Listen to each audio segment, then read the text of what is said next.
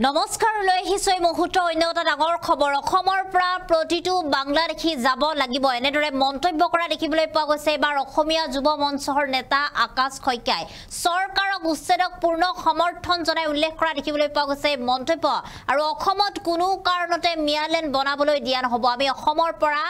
বাংলাদেশী খেদিমে প্ৰতিটো বাংলাদেশী আমি অসমৰ পৰা খেদি পঠিয়াম আৰু ইয়াৰ বাবে লাগিলে এবাৰ নহয় দুবাৰ নহয় আমি হাজাৰবাৰ জেললৈ যাবলৈ খাজু আছো আমি হাজাৰ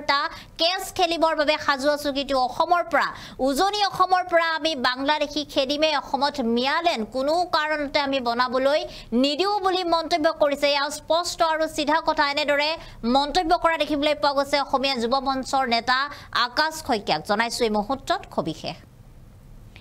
আমি জনাইছো এই মুহূৰ্তৰ অন্য এটা ডাঙৰ খবৰ এবাৰ লাহৰীঘাটত মুছলিম ছাত্ৰ সন্থাই এজাহাৰ দাখিল কৰাৰ সন্দৰ্ভত প্ৰতিক্ৰিয়া অসমীয়া যুৱ মঞ্চৰ তৰফৰ পৰা প্ৰতিক্ৰিয়া দিয়া হৈছে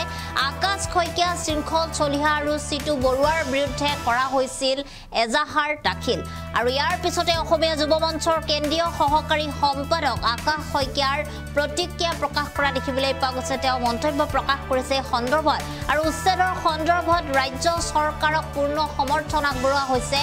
অসমীয়া যুৱ মঞ্চৰ তৰফৰ পৰা আৰু ইয়াৰ লগতে হাজাৰ কেছ দিলেও আমি বাংলাদেশী খেদিমেই বুলি উল্লেখ কৰিছে অসমীয়া যুৱ মঞ্চই আমি জনাইছো এই মুহূৰ্তত এটা ডাঙৰ খবৰ ইতিমধ্যে অসমত চলি আছে উচ্ছেদ অভিযান তাৰ লগত চলিছে মিয়া অভিযান বাংলাদেশী খেদা প্ৰসংগ কেইবাটাও বিষয়ক লৈ ৰাজনীতি উত্তাল হৈ থকা দেখিবলৈ পোৱা গৈছে ৰাজ্য উত্তাল হৈ থকা দেখিবলৈ পোৱা গৈছে আৰু ইয়াৰ মাজতে এবাৰ যেহেতু কেইবাগৰাকীও জাতীয় জনগোষ্ঠীয় সংগঠনৰ নেতাৰ বিৰুদ্ধে সংখ্যালঘু সমাজৰ তৰফৰ পৰা এজাহাৰ দাখিল কৰা হৈছিল আকাশ শইকীয়া শৃংখল চলিহা আৰু সিটু বৰুৱাৰ বিৰুদ্ধে এজাহাৰ দাখিল কৰিছিল মিয়া অভিযানৰ বিৰুদ্ধে আৰু ইয়াৰ পিছতে তেওঁলোকৰ বিৰুদ্ধে যি এজাহাৰ দাখিল কৰা হৈছিল তাক লৈ মন্তব্য প্ৰকাশ কৰিছে এবাৰ আকাশ শইকীয়াই তেওঁ উল্লেখ কৰিছে যে অসমত কোনো কাৰণতে মিয়ালেন বনাবলৈ দিয়া নহব বীৰ লাচিত বৰফুকনে মোগলৰ সৈতে যি কৰিছিল সেয়া ৰাজ্যৰ মুখ্যমন্ত্ৰী ডক্টৰ হিমন্ত বিশ্ব শৰ্মাই এতিয়া সংখ্যালঘুসকলৰ সৈতে কৰিছে আৰু তাত আমি পূৰ্ণ সমৰ্থন আগবঢ়াইছো বুলি উল্লেখ কৰিছে বাংলাদেশৰ বিতৰণ আৰু সন্দেহজনক নাগৰিকৰ উচ্ছেদক লৈ পূৰ্ণ সমৰ্থন আছে আমাৰ তৰফৰ পৰা চৰকাৰ অসমত কিছুমান এনেকুৱা গাঁও আছে য'ত 4 বজাৰ পিছত ওলাবলৈ ভয় লাগে বুলি তেওঁ মন্তব্য কৰা দেখিবলৈ পোৱা গৈছে আৰু এনে ধৰণৰ যি পৰিবেশ এতিয়া অসমত সৃষ্টি হৈছে তেনে ধৰণৰ পৰিবেশৰ বিৰুদ্ধে যুঁজিছে ৰাজ্যৰ মুখ্যমন্ত্ৰী ডক্টৰ হিমন্ত বিশ্ব শৰ্মাই আৰু তেওঁক আমি পূৰ্ণ সমৰ্থন কৰিছো অসমত কোনো কাৰণতে মিয়ালেন বনাবলৈ দিয়া নহব আমি বাংলাদেশী অসমৰ পৰা খেদি পঠিয়াম বুলি তেওঁলোকে উল্লেখ কৰা দেখিবলৈ পোৱা গৈছে ইয়া স্পষ্ট আৰু সিধা কথা কোনো কাৰণতে অসমত বাংলাদেশী লোক থাকিব নোৱাৰিব বুলি উল্লেখ কৰিছে আৰু উচ্ছেদ অভিযানত এনেদৰে চৰকাৰক সমৰ্থন জনাই আকাশ শইকীয়াই মন্তব্য কৰা দেখিবলৈ পোৱা গৈছে তেওঁ উল্লেখ কৰিছে লাগিলে হাজাৰটা আমি কেছ খেলিম এবাৰ নহয় দুবাৰ নহয় আমি হাজাৰবাৰ জেললৈ যাবলৈ খাজু আছো অসমীয়া যুৱ মঞ্চ কিন্তু অসমত কোনো কাৰণতে মিয়াৰ দপদপনি আমি চলিবলৈ নিদিও বুলি উল্লেখ কৰিছে আকাশ শইকীয়া আৰু এই মুহূৰ্তত আকাশ শইকীয়াৰ কিছু মন্তব্য আছে সেই মন্তব্য আমি আপোনালোকক শুনাইছো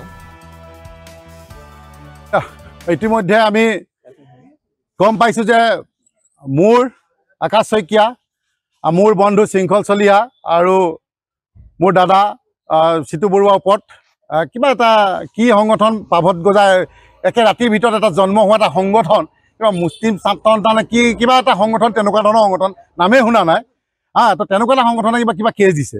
গতিকে তেহেঁতি গমেই পোৱা নাই যে অসমৰ জনগণৰ স্বাৰ্থত ইতিমধ্যে 7খনকৈ কেছ খেলিয়ে আছোঁ আৰু এখন নালাগে তাতে তেনেকুৱা কেছ আৰু 10খনমান দিব কৈছোঁ যদি পাৰে অসমৰ জনগণৰ স্বাৰ্থত তেনেকুৱা হাজাৰখন কেছ খেলিবলৈ আমি সাজু হৈ আছোঁ হাজাৰবাৰ অসমৰ ভূমিপুত্ৰসকলৰ কাৰণে অসমীয়া খিলঞ্জীয়া স্বাৰ্থত আমি হাজাৰবাৰ জেল হোটেললৈ যাবলৈ আমি সাজু আছোঁ গতিকে এটাই কথা সিধা কথা স্পষ্ট কথা অবৈধ যি বাংলাদেশী আছে বংগমূৰীয়া যি বাংলাদেশী আছে যাবই লাগিব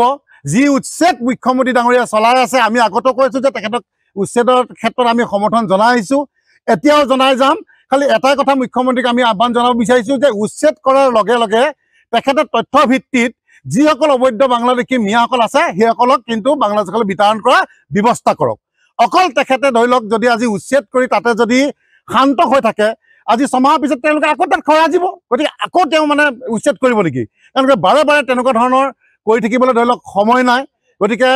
আমি এটাই কথা আজি আমি আপোনালোকৰ যোগেদি জনাব বিচাৰিছোঁ যে লাচিত বৰফুকনে যিদৰে মোগলক খেদিছিলে আজি আমাৰ সন্মানীয় মুখ্যমন্ত্ৰী ডাঙৰীয়া তেনেকৈ আজি এইটো পন্থা যি হাতত লৈছে সঁচাকৈ আমি অসমৰ জনগণ তথা আমি অসমীয়া যুৱ মঞ্চে ভাল পাইছোঁ তেখেতৰ লগত সেইকাৰণে আছে বুলি কৈছোঁ কিন্তু ইয়াত কোনো তেনেকুৱা ধৰণৰ কথা নাই যে কোনো যিখন চৰকাৰ থাকিলেহেঁতেন আমি সেইখন চৰকাৰকে আজি এই এনেকুৱা কাৰ্যসূচী লোৱা হ'লে আমি সমৰ্থন কৰিলোহেঁতেন ইয়াত যে বিজেপিয়ে লৈছে বা আজি হিমন্ত বিশ্ব শৰ্মাই লৈছে তেখেতক কিজানি ছাপৰ্ট দিছে কালি পৰহি দেখিছোঁ কোনোবাই কিবা স্পনচৰ কথা কৈছে যে ইতিমধ্যে আমাৰ শৃংখল চলিহা ডাঙৰীয়াই কৈয়ে গৈছে যে কিবা 2020 কিবা মেটছ নহয় গতিকে সেইবিলাক তেনেকুৱা ধৰণৰ মন্তব্যৰ পৰা দূৰত থাকিবলৈ আমি অনুৰোধ জনাইছোঁ কাৰণ কেলৈ খিলঞ্জীয়া কথা ভাবিব লাগে আৰু যদি এতিয়াই যদি আমাক ভূমিপত্ৰ বা আমাৰ অসমীয়া খিলঞ্জীয়া কথা নাভাবে কেতিয়া ভাবিব গতিকে আমি সকলোৱে আমি ভাবিবলৈ বাধ্য হৈছোঁ এনেকুৱা এটা সময় আহি পৰিল যে আমাৰ যি আমি দেখিব যে আজি কিছুমান আমি দেখোঁ যে কিছুমান গাঁৱত মই আগতে কৈ গৈছে কিছুমান গাঁৱত এনেকুৱা গাঁও আছে নেকি আপুনি 4টা বজাৰ পিছত ওলাবলৈ ভয় কৰা হ'ল গতিকে সেই কাৰণে আজি আমি কিছুমান আজি সকলো সংগঠন যি একত্ৰিত হৈ আজি যি অবৈধ যি মিয়া বাংলাদেশে যি খেদাৰ হাতত আমি পন্থা লৈছোঁ এই পন্থা আমি লৈ আছোঁ আৰু চলি যাব আমি আৰু এটা কথা আমি অনুৰোধ জনাইছোঁ যিসকল আমাৰ খিলঞ্জীয়া মুছলমান ভূমিপুত্ৰসকল আছে সেইসকলকো অনুৰোধ জনাইছোঁ যে আপোনালোকে বাংলাদেশী পক্ষ নল'ব যিসকল সঁচাকৈ অবৈধ যিসকল বাংলাদেশী সেইসকল সেই পক্ষ নল'বৰ কাৰণে আমি আপোনালোকৰ যোগেদি আমি অনুৰোধ জনাইছোঁ আহ্বান জনাইছোঁ তেওঁলোকে আমাৰ লগত থিয় দিয়ক তেওঁলোকে যদি প্ৰকৃত সঁচাকৈ যদি নিজক নিজে ক'ব বিচাৰে যে আমি অসমীয়া মুছলিম বুলি ক'বলৈ বিচাৰে যে আমাৰ লগত থিয় দিয়ক আৰু এই অবৈধ যি বাংলাদেশী আমি খেদিব বিচাৰিছোঁ আমাৰ লগত সহযোগ কৰক কাৰণ কেলৈ ইয়াত কেতিয়াও মিয়াৰ লেণ্ড বনাবলৈ দিয়া নহ'ব স্পষ্ট কথা চিধা কথা সিদিনা দেখিলোঁ আমাৰ চৰকাৰী পুলিচক পিটিবলৈ তেওঁলোকে কুণ্ঠাবোধ কৰা নাই গতিকে আমি আৰু সহ্য নকৰোঁ কিন্তু ইয়াৰ প্ৰয়োজন হ'লে কিন্তু ভলুকা এবাৰ হাতত ল'ম ভলুকা এবাৰ হাতত লৈ এফালৰ পৰা কিন্তু একদম কোবাই যাম কিন্তু কোনো ৰক্ষা কৰিব নোৱাৰিব তেতিয়া কিন্তু চিধা কথা স্পষ্ট কথা আমি কৈ দিছোঁ জয় অসম।